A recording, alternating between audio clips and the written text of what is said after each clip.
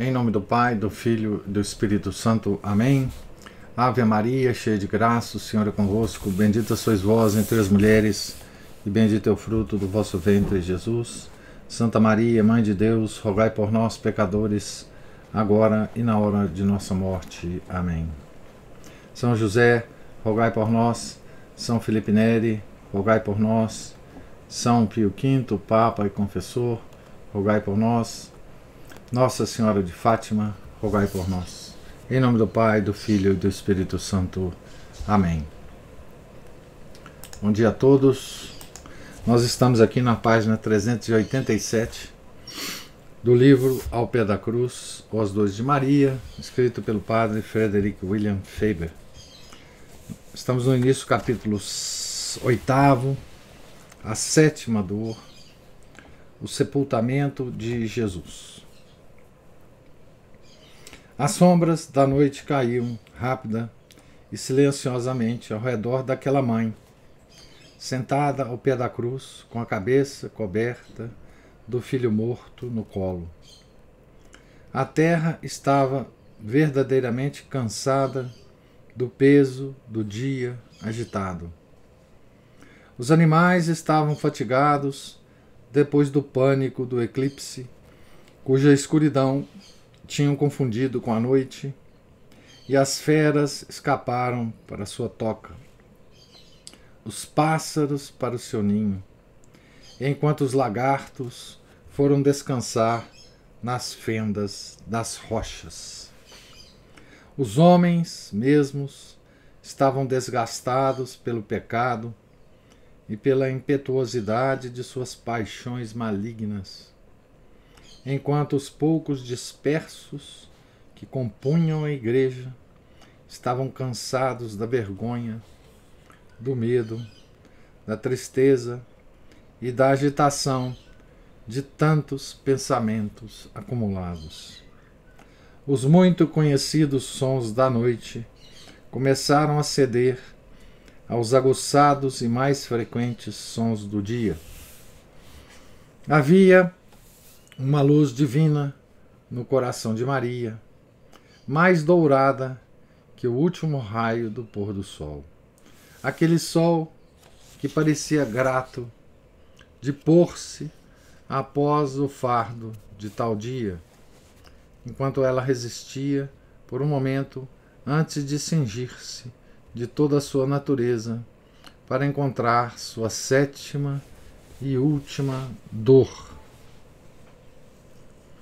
Era um estranho momento para a mãe ter de escolher seu repouso bem ao pé da árvore cruel em que seu filho havia morrido e que ainda estava banhada de seu precioso sangue. Contudo, é também o mesmo lugar a que, com instinto como de Maria, os enlutados de 18 séculos vinham para descansar e em que encontraram a paz, quando não havia nenhuma paz em nenhum outro canto da terra. É um lugar de encantos desde que Jesus se pendurara ali e desde que Maria se sentara ali. Ali se secaram lágrimas, enquanto parecia que nunca se deteria sua corrente. Ali corações consentiram em viver, quando havia tempo estavam fadados à morte. Ali a viúva encontrou outro e abençoado marido. A mãe, que perdera os filhos, recebeu-os de volta. Os órfãos, perdidos na escuridão, quando cessaram de soluçar, encontraram os braços de sua mãe Maria em sua volta. Ali, milhares de corações descobriram quão bom era que uma coisa se houvesse quebrado, pois mediante o dilaceramento de seu próprio coração viram a Deus.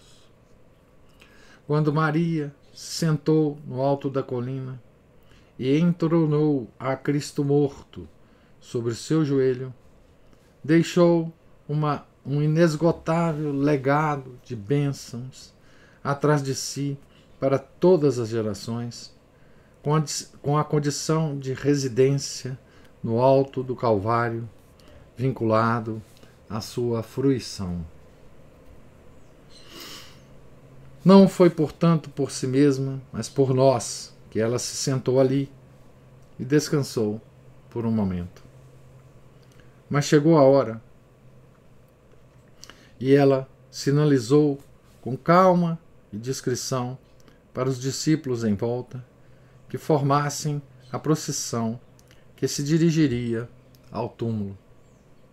Estava ali José de Arimateia e Nicodemos, João e Madalena, e aqueles que agora tinham aderido ao convertido centurião, que no momento da morte de Nosso Senhor confessara que ele era o Filho de Deus. Talvez também alguns dos discípulos e dos apóstolos, como conjecturaram alguns santos, se tenham reunido à cruz. Parecia triste parar tal cena de sincera e bela dor. Mas era a hora de cumprir a Escritura. Com heróica calma, mas não sem o mais terrível martírio, Maria entregou o tesouro que se lhe deitava no colo. Quem teria qualquer direito de tocá-lo além dela?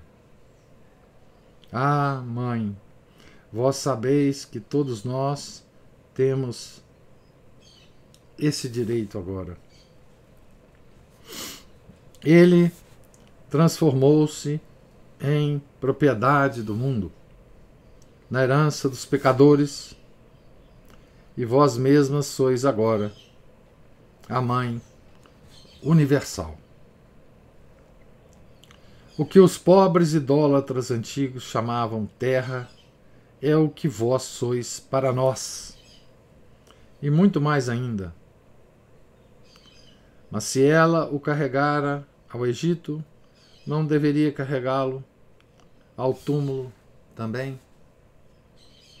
Não, mãe. Deus deu-vos força por milagre, para que pudesseis sofrer. Mas ele não vos daria força para fazer aquilo que seria um consolo para a vossa aflição. Há aquele outro João, que vos observa com seu doce olhar de reverência e de amor pelos dois últimos mistérios de vosso luto. Ele e Nicodemos carregarão o fardo, enquanto José e Madalena irão convosco.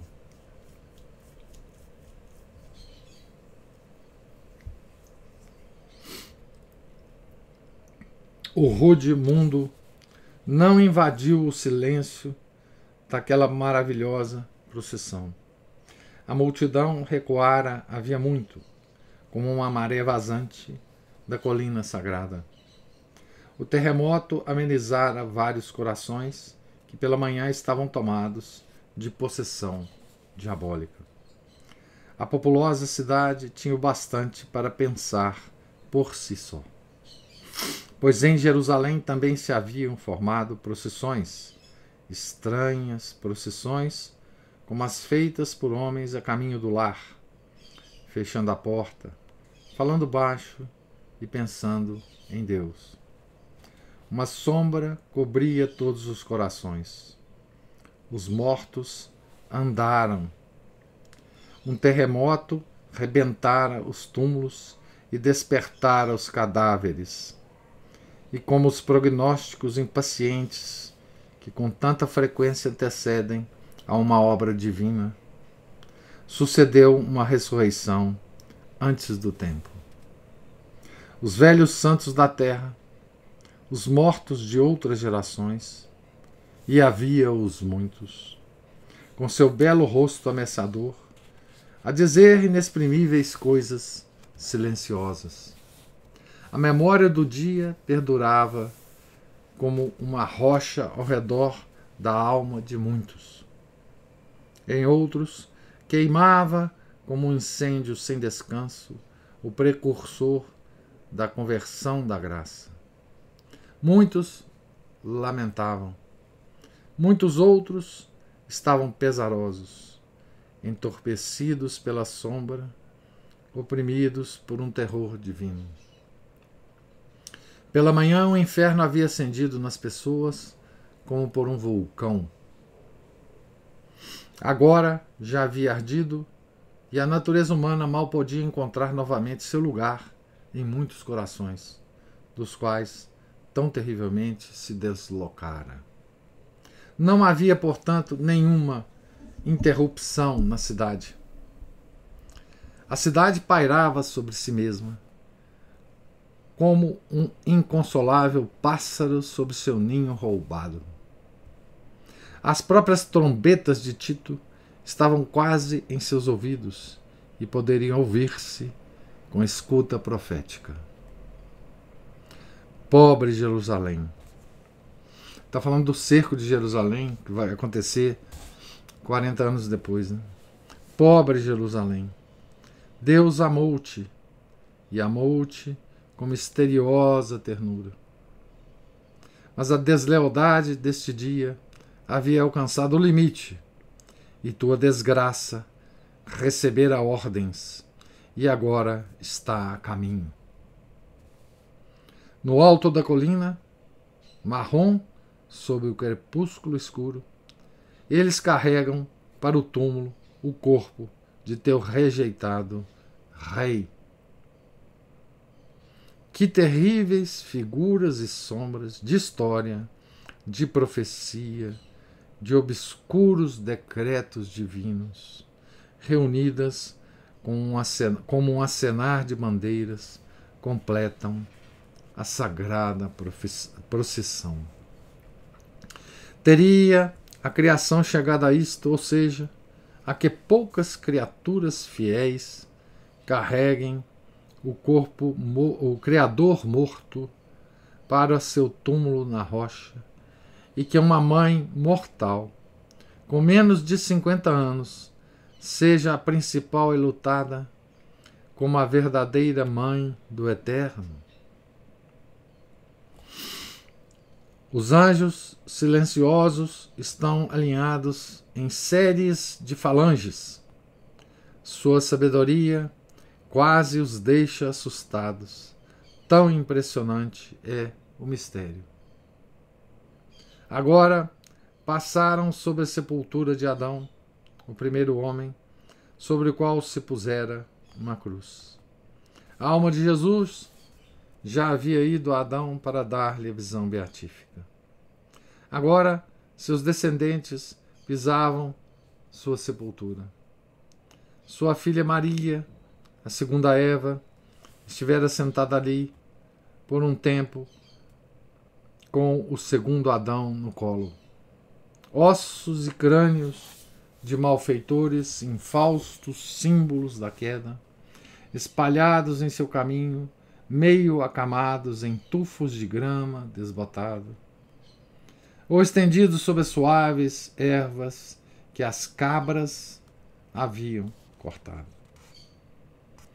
Estavam agora descendo a um jardim, outro Éden, para plantar a árvore ali na rocha, incomparavelmente melhor que todas as árvores do antigo paraíso, melhor ainda que a árvore da vida, e que devia florescer dentro de 3 dias com inconcebível florescer. Era um jardim onde as videiras cresciam e as oliveiras pesavam de fartas. Mas esta árvore devia produzir vinho mais regozijante para o coração dos homens do que quaisquer outros jamais escorreram do lagar. Era um dos finos cachos de Engadi. Deveria produzir óleo como nenhum outro produzido até então. Um óleo para curar todas as feridas e para ser o inexaurível bálsamo do mundo. Não havia flores no mundo como aquela flor murcha sobre o esquife. Nenhuma que se comparasse a ela em beleza ou em fragrância, nenhuma que tivesse uma primavera tão vigorosa como esta, quando este outro sol se pusera. Então, eles seguiram adiante pelo jardim, com uma nuvem inteira de mistérios divinos, de figuras realizadas, de profecias cumpridas, de consumações históricas pairando sobre eles enquanto andavam.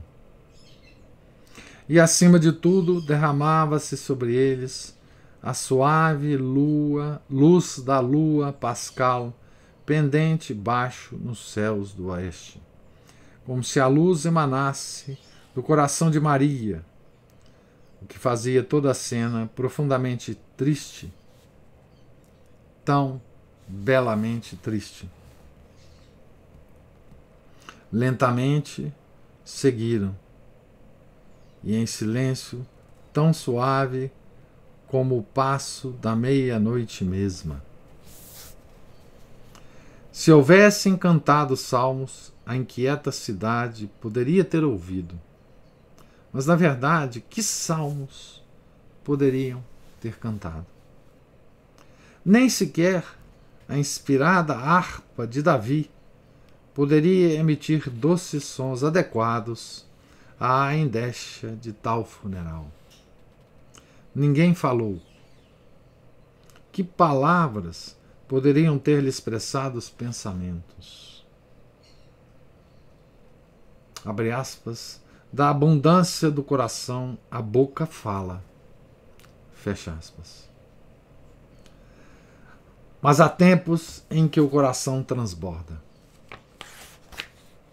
Então, não se pode falar. Assim, portanto, continuou a procissão. Tão profunda sombra de lamentação nunca havia caído sobre os homens, como a melancolia que caiu naqueles que seguiam do alto do Calvário para o jardim-túmulo. Só no coração de Maria havia luto para escurecer o mundo inteiro. O sofrimento humano não é infinito, mas pode chegar perto disso, e ela agora atingiu seu último extremo. Havia apenas um sacrifício que ela poderia fazer agora, e estava disposta a fazê-lo. Pôr-se além de seu próprio poder para esconder-se num túmulo rochoso e deixar os soldados romanos vir e vigiar o corpo, que pensavam estivesse morto e que era para ela mais que a vida. Então, de fato, ela ascenderia ao pináculo da pobreza evangélica para a qual Deus havia prometido tão poderosas coisas. Ela manteria para si mesma o que não pudesse partilhar-se, e se pudesse, não partilharia nada. Ela, que tinha um coração partido e submerso em uma amargura que nunca havia inundado nenhuma criatura viva. Nunca mais haveria alegria neste mundo se sua consternação acumulada se houvesse dividido em pequenos pedaços e se houvesse distribuído a cada filho de Adão conforme viesse ao mundo. Os homens olham com maravilhosa admiração os aventurosos viajantes e os bem-sucedidos exploradores de terras desconhecidas. Olham agora para Maria enquanto encerra a procissão fúnebre. Aquela mulher é a criatura do Altíssimo, mais exaltada que qualquer anjo no céu. O trono que a aguarda é uma das maravilhas da corte celestial. Ela é tão imaculada como um raio de sol. E seu império é tão vasto como a criação.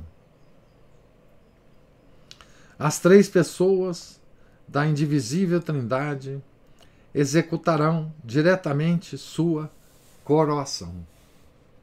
Mas ela explorara todos os vastos reinos da dor. Sondara todas as profundezas das tristezas conhecidas do homem. Havia percorrido vastas regiões de sofrimento que ninguém havia atravessado, aonde ninguém poderia segui-la. Ficara com o Verbo encarnado nos abismos de sua paixão, os quais a teologia nunca nomeou, pois que nem os santos nunca imaginaram sua existência. Exaurira todas as possibilidades da angústia mortal. Suas dores haviam ultrapassado a alta ciência dos anjos. Não são conhecidas de ninguém além de Jesus e dela mesma. Neste momento, ela se aproxima dos limites do infinito. A fronteira mística está ao alcance da mão. O exterior do sofrimento possível, como o fim do espaço, é inconcebível.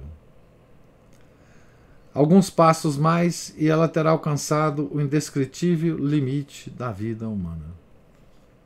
Quem teria sonhado com um sofrimento como o corpo morto do Deus vivo?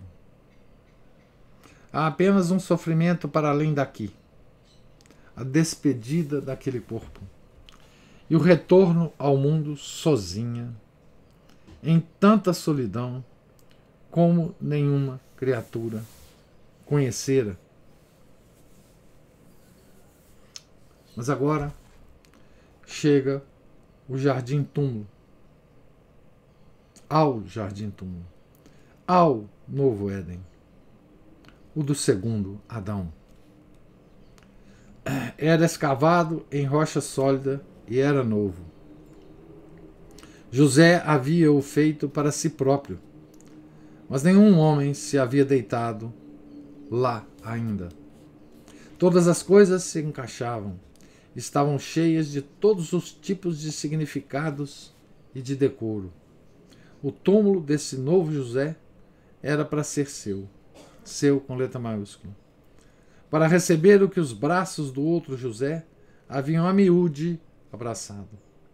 Seu lugar de descanso por um tempo, para quando Maria se despedisse dele. Mas até aquele tempo nunca houvera despedida como esta. Maria entrou no túmulo com José. Ela escolhera sua ajuda. Suas mãos arranjaram tudo. Quão gentilmente baixaram sua cabeça dentro do túmulo, enquanto seus braços, talvez agora os pudesse aproximar de seu corpo, ou talvez se houvesse espaço. Ele descansasse em sua sepultura com o grande amplexo crucificado, pronto para receber um mundo inteiro de pecadores. Não nos é dito. Ela ajusta e compõe o sudário e junta seus pés, que haviam estado tão dolorosamente juntos naquelas 3 horas sobre a cruz. Ela também pega os instrumentos da paixão e os beija, e os deposita no túmulo. Não há nenhum atraso desnecessário em nenhuma ação, como é próprio da fraqueza do luto normal. Tudo fora feito em ordem, com diligência e em silêncio. Então veio talvez o último olhar. Talvez ela tenha levantado o tecido para ver se o movimento do corpo não havia decomposto as veneráveis características. Quão pálido deve ter parecido por causa das tochas dentro da tumba rochosa. Os olhos estavam fechados, aqueles olhos que com um simples olhar havia convertido a Pedro. Os lábios estavam selados, mas fazia pouco haviam proferido aquelas 7 maravilhosas palavras na cruz, palavras cujo som ainda não havia morrido em seus ouvidos atentos.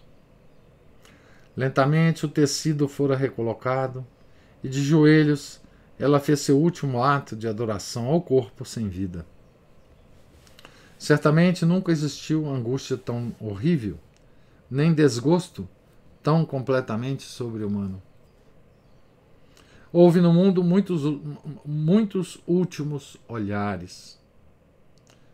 Fecharam-se na terra muitas sepulturas, fechando mundos de esperança e de amor, e aprisionando mais os sobreviventes da vida do que a morte havia roubado aos mortos. Mas ninguém chegou perto disso. Permanece único este luto, sem paralelo, pois ela, que lamentou, e ele, que ela lamentou, eram similarmente incomparáveis. Talvez em nenhuma outra dor houvesse nenhum momento isolado que, por acumulação de aflição intensa, pudesse comparar-se a este. Ela era viúva e órfã como ninguém.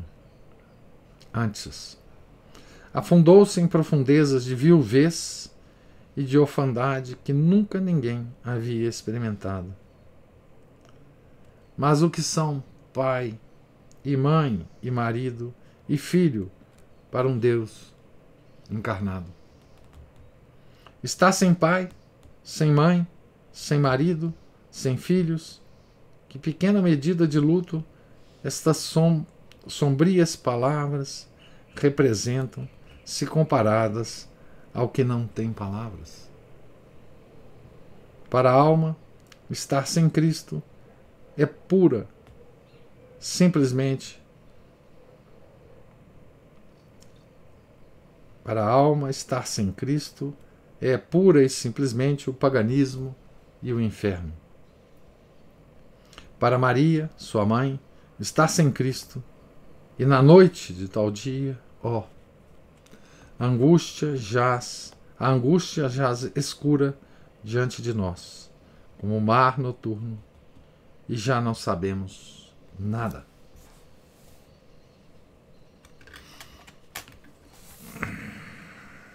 Então, eu vou parar por aqui essa belíssima leitura, né? Eu não quis fazer nenhum tipo de comentário, porque o texto é maravilhoso e não merecia que eu interrompesse a leitura, né?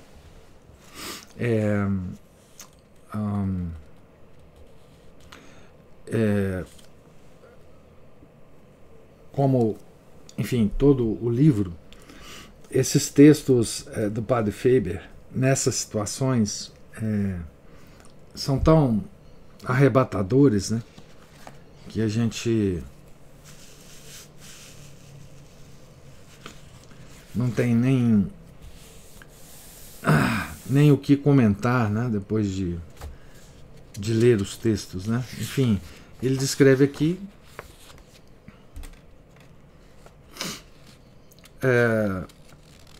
a situação desde o momento em que Maria dá a sua permissão, né, de que Nicodemos e João peguem o corpo de Nosso Senhor e o transporte, né, até o túmulo, né? É muito interessante, e o Padre Faber faz isso também nas outras dores, né? Em algumas delas, é que ele compara, né, a cena que ele está descrevendo com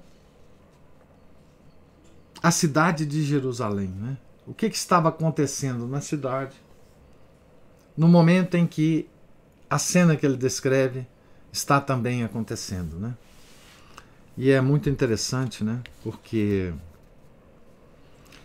ele,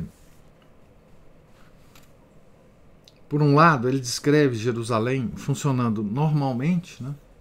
Uma parte de Jerusalém estava funcionando normalmente, e por outra ele descreve aquelas almas, aqueles seres humanos que estão abalados, né?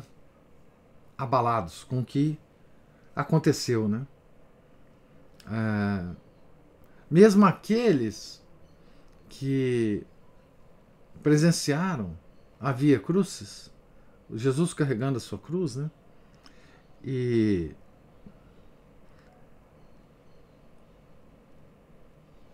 numa possessão demoníaca que ele bem fala aqui, né? Tinham comemorado, né, a crucificação de Nosso Senhor. Né? Depois tem aqueles outros que perceberam, né, o que aconteceu naquele dia. Né? Os mortos ressuscitaram e andaram por Jerusalém. Né? Eles viram isso acontecer. Né? Depois do terremoto, né? Certo? Então tinham aqueles que estavam abalados, né, pelo que tinha acontecido, né? A escuridão repentina, né, e tudo mais. Mas Jerusalém continuava, né, a sua vida, né?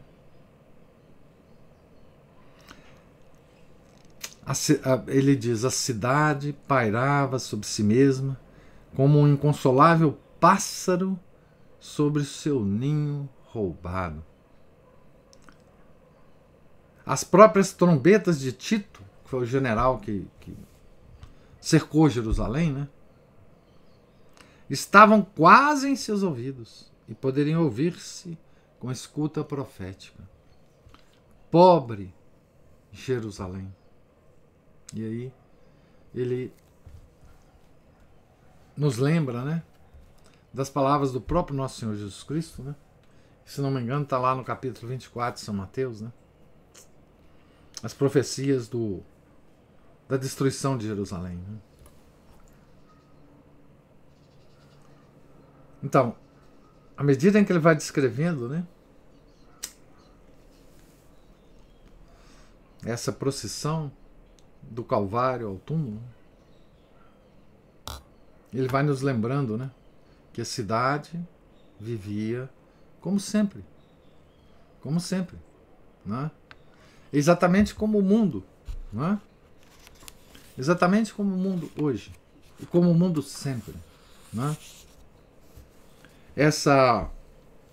Toda a paixão de nosso Senhor Jesus Cristo, sobretudo a sua crucificação, ela acontece todos os dias em todas as igrejas, que é a missa. Não é? Aqueles que estão na missa estão lá por causa disso, mas o mundo está funcionando como sempre. O mundo está completamente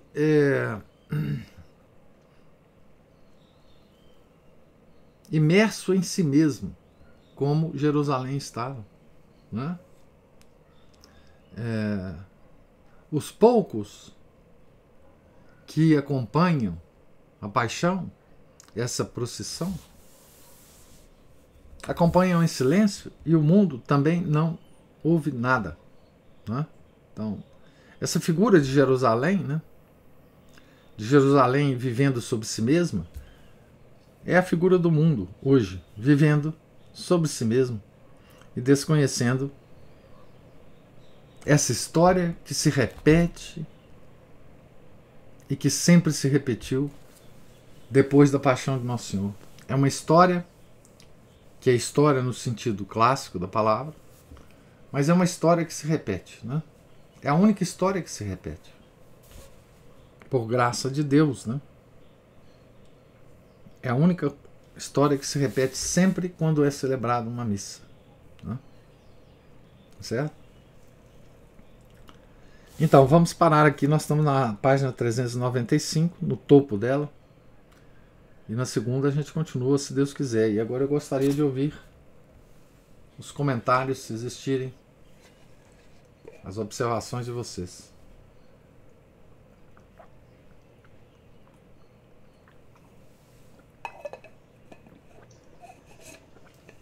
Professor, só para falar que é um espanto mesmo. Se a gente fizer um exercício assim, de imaginação, e tentar se colocar como um habitante lá de Jerusalém, que a gente estivesse entre aqueles que continuassem levando a sua rotina diária, os seus afazeres diários, completamente indiferentes àquilo que estava acontecendo lá no Calvário, né? Tão próximo, não é mesmo? E o quanto que a gente já fez isso na nossa própria vida, né? Exatamente, é isso que eu ia falar. É. Quanta indiferença há Isso, hoje, né? isso. É a mesma coisa, né? Uhum. Porque tudo se passa em silêncio, né, Ana Paula? A indiferença, ela se passa em silêncio.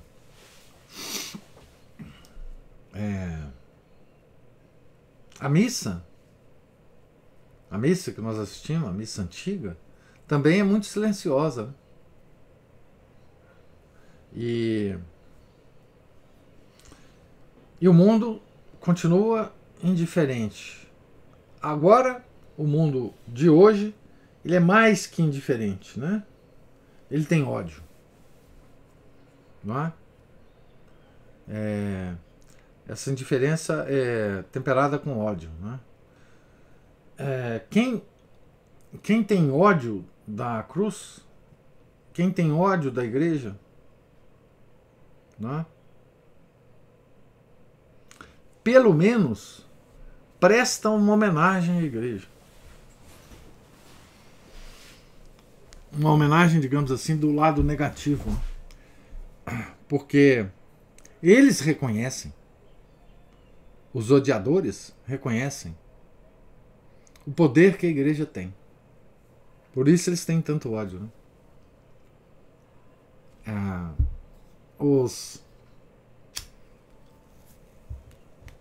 Eu costumo lembrar que os muçulmanos, quando invadem as igrejas, no primeiro lugar que eles vão é no sacrário. Tá certo? Cometeu sacrilégio lá no sacrário. Porque eles sabem, muitos de nós não sabemos, mas eles sabem que é lá no sacrário que está todo o poder da igreja. É o centro da nossa fé. Tá? Então vai ser uma espécie de homenagem, tá? Que eles, nossos inimigos, nos fazem. Tá? Porque eles identificam a fonte do poder. Do poder que transformou tudo, né, no mundo. Né? Do altar é que jorrou toda a transformação do mundo. É dele, do altar, que dependeu e depende o mundo. O mundo todo. O mundo dos homens, o mundo da natureza, o mundo dos anjos. É do altar. Né? Do altar é que pôde se construir tudo de belo que se construiu. Né? Tudo de belo que o mundo tem hoje e que está sendo destruído pouco a pouco. Não é? Nas artes todas, na música, nas artes plásticas, escultura, pintura, na arquitetura, toda essa beleza jorrou do altar. Né? Toda a organização social jorrou do altar. Toda a ciência verdadeira jorrou do altar. Todas as obras de caridade, né?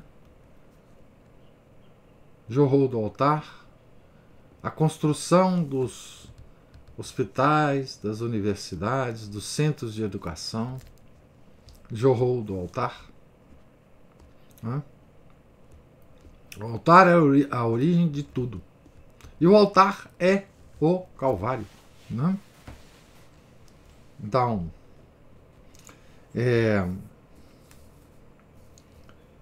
o altar é a parte mais silenciosa do mundo. Né? No altar só há silêncio. Com a presença real, né? Real no sentido de realidade, real no sentido de rei. Né? Então, essa descrição do Padre Faber nos faz lembrar disso. Né? Quer dizer, na própria cidade em que isso tudo ocorreu, né? No altar primitivo, que é o Calvário, a cidade lá embaixo, ela funcionar, mesmo passando por tudo que ela passou nesse dia, os mortos ressuscitando. Imagina as pessoas vendo os mortos ressuscitarem, saírem dos cemitérios, das tumbas. Mesmo com tudo isso ocorrendo, a cidade funcionava normalmente. Não é? Então, essa é a situação nossa, né, do homem no pecado original. Né? É uma coisa espantosa. Né? Espantosa. Essas duas imagens, né? A imagem da procissão, Nossa Senhora, Nicodemos, João, Madalena, né, saindo do Calvário e indo para o jardim lá do José de Arimateia, no túmulo, e a cidade funcionando. Essas duas imagens, né, contrapostas, assim, simultâneas na nossa cabeça, é uma coisa espantosa.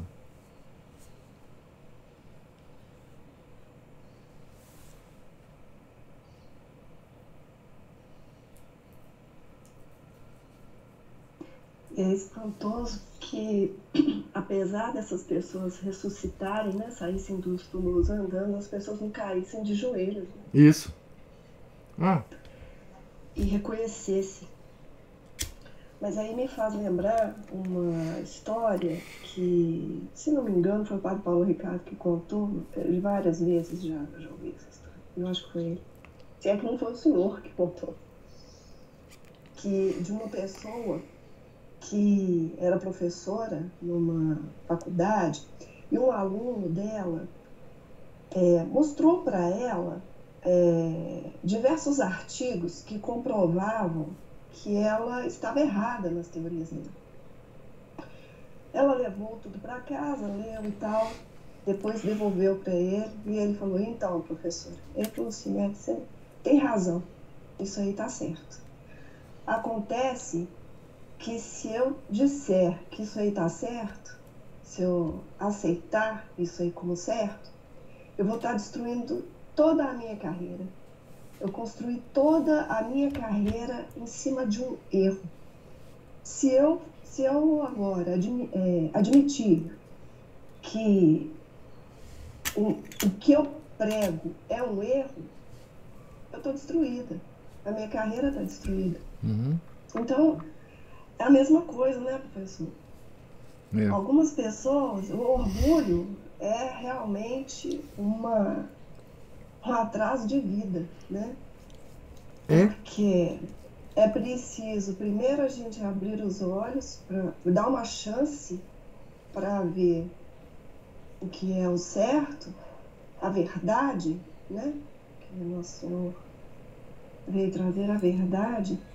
Então é preciso primeiro dar uma chance a isso e, em segundo lugar, admitir todo um erro, que pode ser de muitos anos, né? Dependendo da idade que a gente tem despertado para isso.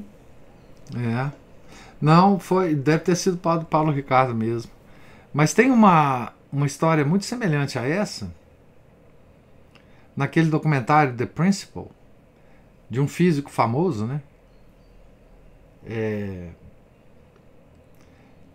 que diz o The Principle é a respeito do geocentrismo, né, do Copérnico, etc.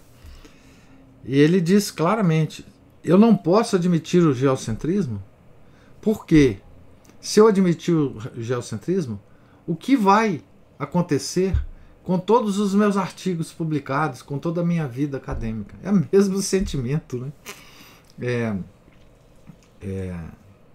Quer dizer,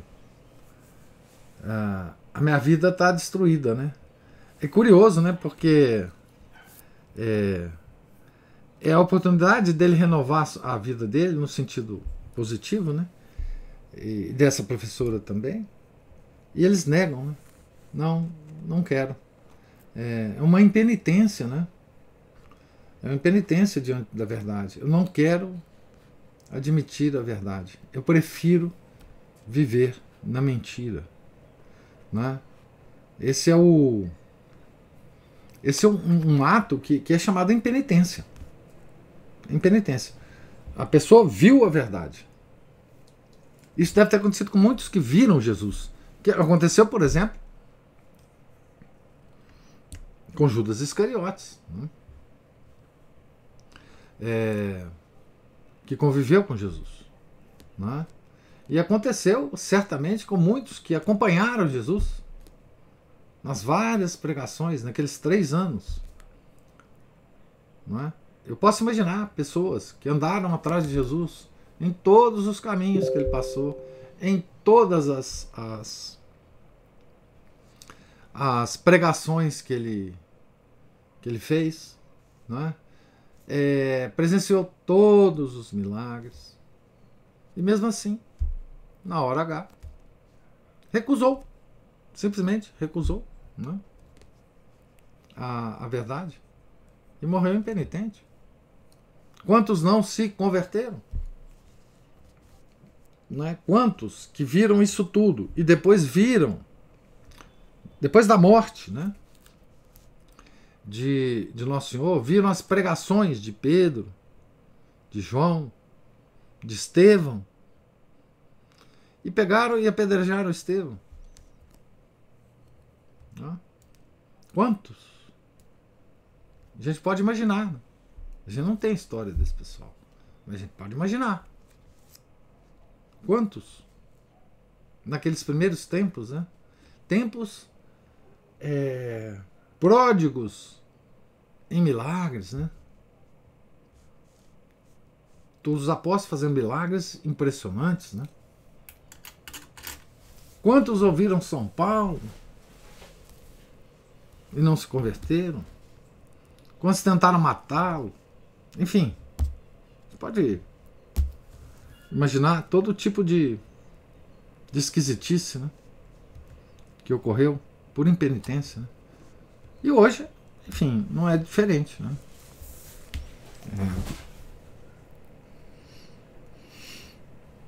Espantoso, né? Espantoso.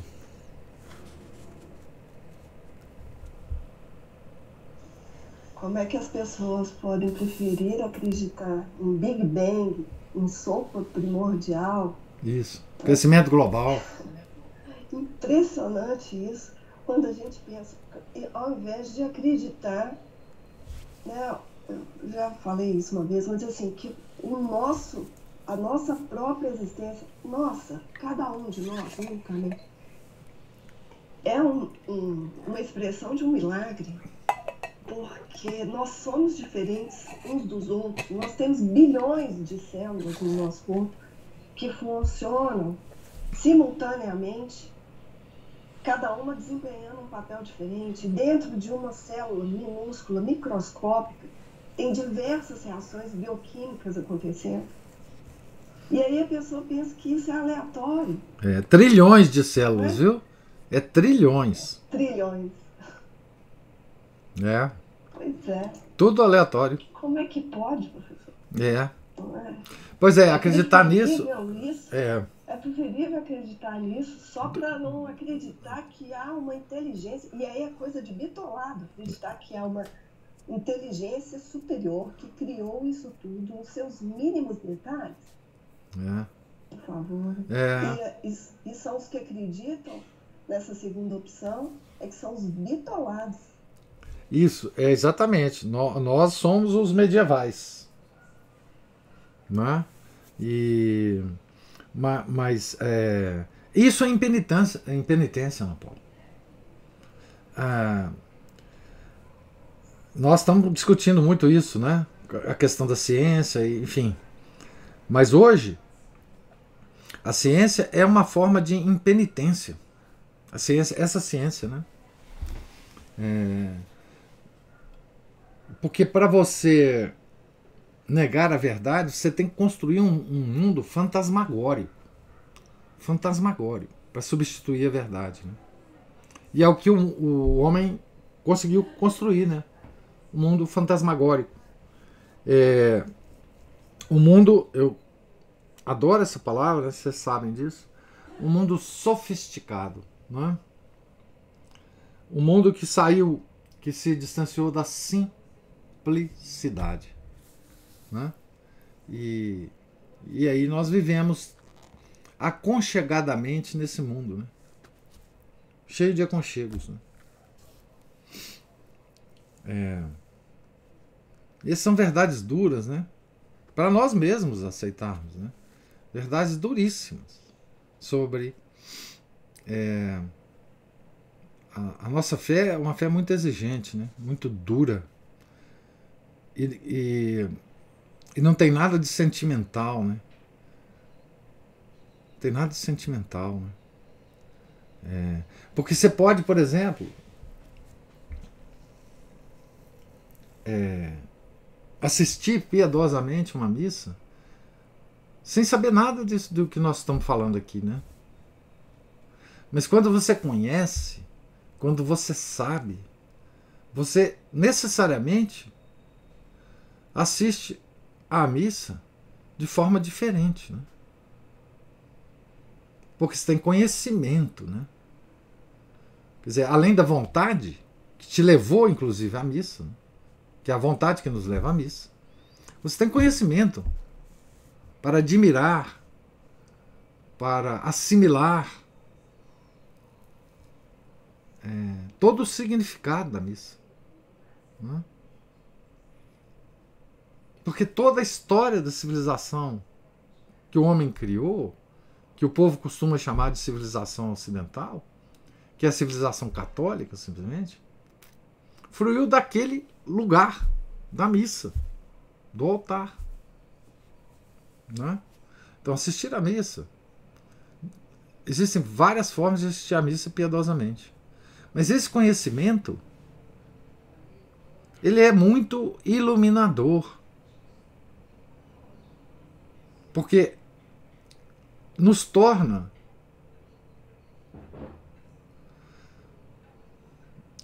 quando assistimos à missa, herdeiros dessa civilização católica, responsáveis por essa civilização católica, né? O pessoal fica com muitas regrinhas hoje em dia, né? Como reconstruir a civilização católica? O primeiro lugar que a gente tem que procurar para reconstruir a civilização católica é o altar. Porque foi de lá que saiu a civilização católica. Não é de construção do imaginário, não é de ler os clássicos, não é de coisíssima nenhuma disso. É de nos aproximar do altar. É porque de lá é que vai. Se é desígnio de Deus reconstruir, dá tempo para nós de reconstruir de novo essa civilização que a igreja construiu e que agora foi destruída pelos inimigos. Se Deus for nos dar essa graça, será a partir do altar, a partir da missa. Não há outro lugar para começar. Não há. Porque foi de lá que ela saiu e de lá que ela sairá, se for vontade de Deus. Então, esses bobocas de YouTube que fica falando em reconstrução. Ah, nós temos que aprender latim e grego para reconstruir. Latim e grego é muito importante para saber, mas tem que ter na missa verdadeira, lá no altar. É de lá que vai sair, não é de outro lugar, porque foi de lá que ela saiu e de lá que ela ressairá, se for a vontade de Deus, né? É simplesmente assim. Eu concordo com o senhor, mas ao mesmo tempo eu penso assim que talvez as pessoas que vão estudar, por exemplo, né, usando o exemplo que o senhor deu, latim e grego, é que vão descobrir o altar, porque não tá fácil encontrar o altar, o verdadeiro, né, professor? Há vários altares ainda, mas eles estão numa superficialidade, eles não denotam ali o verdadeiro sacrifício, né? Então, talvez por caminhos outros, né, as pessoas acabem, como o senhor vive chamando nossa atenção muitas vezes, né? As pessoas, as causas segundas, né? Sim. As pessoas, circunstâncias. E acontecimentos. Então, assim, às vezes, estudando algo assim, alguns clássicos, fazendo outras coisas que parecem estar tão distantes do altar, é que elas vão acabar encontrando o altar. Não, certamente. É muito importante. Estudo é muito importante. Diga, Márcio, o que você está falando aí na surdina? Que eu digo, todos os rios levam a Roma. Ah, sim. Tá. Todos os caminhos levam a Roma, claro. Deus usa de tudo, né? Deus usa de tudo para nos levar a Ele. Mas é do altar, né? Tem que ir lá no altar, né? No Calvário, né? Não há outra... enfim, não há outro lugar, né, pra gente ir. Felizmente, né?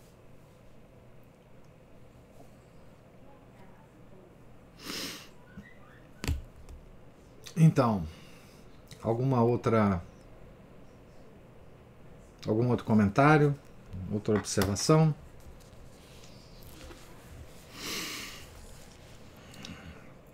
Então, nós estamos aqui na página 395, no topo da página. Se Deus quiser, na segunda, continuaremos a leitura do livro, que já está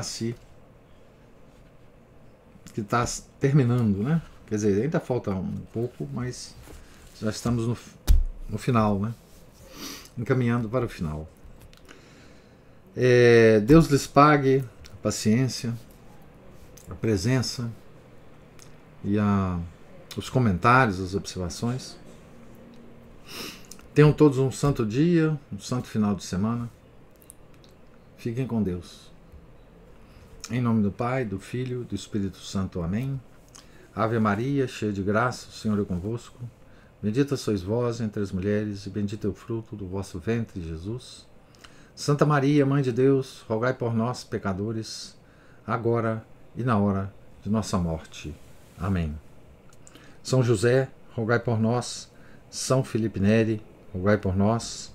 São Pio V, Papa e Confessor, rogai por nós. Nossa Senhora de Fátima, rogai por nós. Em nome do Pai, do Filho e do Espírito Santo. Amém.